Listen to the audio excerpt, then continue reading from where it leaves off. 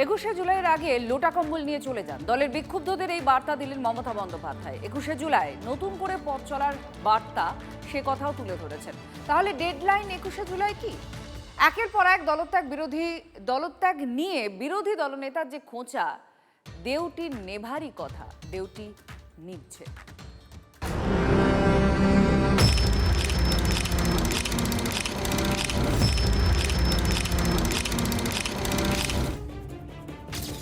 Michael বলে গেছেন একে একে নিবিছে দেউটি।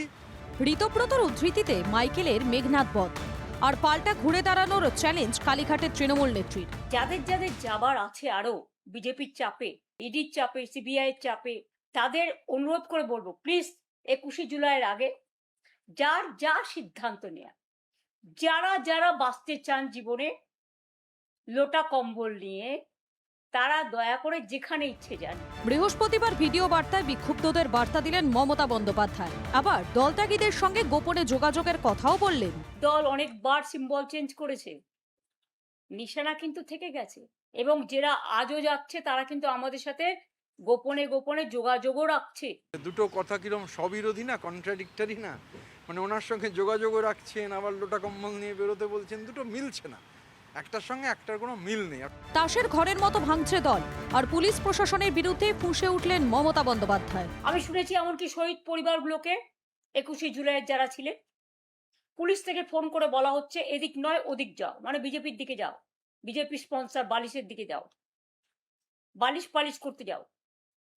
তাদের আবার অনেক টাকার উপহারও দেওয়া হবে। গত যে শহীদ দিবসগুলো, এই শহীদ পরিবারদের কোথায় পাওয়া যেত? কোন রোতে তারা বসতেন? সিরিয়ালের সাইড অভিনেতা মঞ্চের ফার্স্ট রোতে বসে আছেন। শহীদ পরিবার তো অনেক পেছনে, প্রথম রোতে জায়গা নেই। একদিকে কালীঘাট পন্থীরা, অন্যদিকে ঋতব্রত শিবির আর পৃথক রাজনৈতিক মঞ্চে একদল সাংসদ। এক কথায় ভেঙে ছত্রখান তৃণমূল। এই আবহেই 21শে জুলাইয়ের শহীদ স্মরণ ঘিরে রাজনীতির তরজা আরও বাড়ছে। মমতা বন্দ্যোপাধ্যায়ের শক্তিটা কত বড় ভেবেছেন?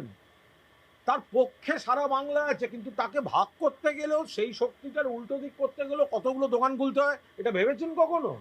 লোকে একটা দোকান খুলতে পারে না। দলটাই নেই, ওনার পুরো দলের ওপরে পশ্চিমবঙ্গের মানুষ তালা লাগিয়ে দিয়েছে। আর যেটুকু ঘরটর এদিক ওদিকে ছিল, ওখানে ওনার সোনার টুকরো ছেলেটা গিয়ে তালা লাগিয়ে দিয়েছে। আসলে তৃণমূলের লড়াই হচ্ছে ওই 13টা অ্যাকাউন্ট আছে, কয়েক হাজার কোটি টাকা পড়ে আছে, সেই নিয়ে লড়াই। মমতার ডেডলাইন 21শে জুলাই। তার আগেই বিক্ষুব্ধদের বললেন লোটা কম্বল নিয়ে চলে যান। নতুন করে ঘুরে দাঁড়ানোর বার্তা দিলেন মমতা 21শে জুলাইকে সামনে রেখে। Bureau report, TV9 Bangla.